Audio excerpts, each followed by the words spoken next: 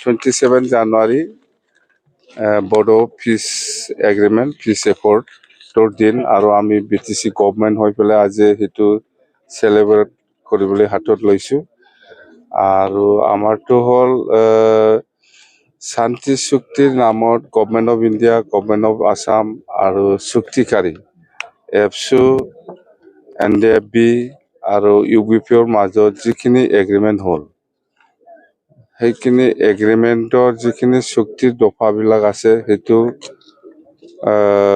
ৰূপায়ণ কৰাটো চৰকাৰৰ দায়িত্ব।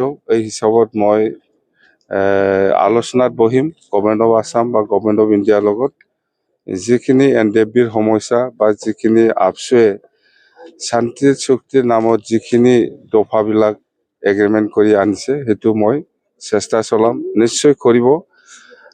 কিছু দফা আছে এতিয়ালৈকে হোৱা নাই, যেনেকৈ আমাৰ কাৰ্বি আংলং আৰু ডিমা হাছাওৰ বড়োসকলক ST হিলছ বনোৱা, সেইটোতো মেইন আমাৰ ডিমাণ্ড।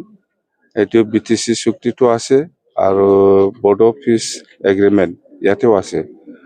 তো সেইটো কেতিয়া হ'ব আমি আজিৰ দিনত ক'ব নোৱাৰোঁ, মুঠতে আমি চেষ্টা কৰিম সেইবিলাক দফা ইমপ্লিমেণ্ট কৰিবৰ কাৰণে। আৰু বাকী যেনেবা NDFBৰ কেছৰ কথা বা জেলৰ পৰা ওলোৱাৰ কথা আৰু আপছুৰ কিছুমান ডেভেলপমেণ্টেল পেকেজৰ বহুত কথা আছে, সেইখিনি মই চৰকাৰৰ লগত আলোচনা কৰি ইমপ্লিমেণ্ট কৰিবৰ কাৰণে মই চেষ্টা চলাম।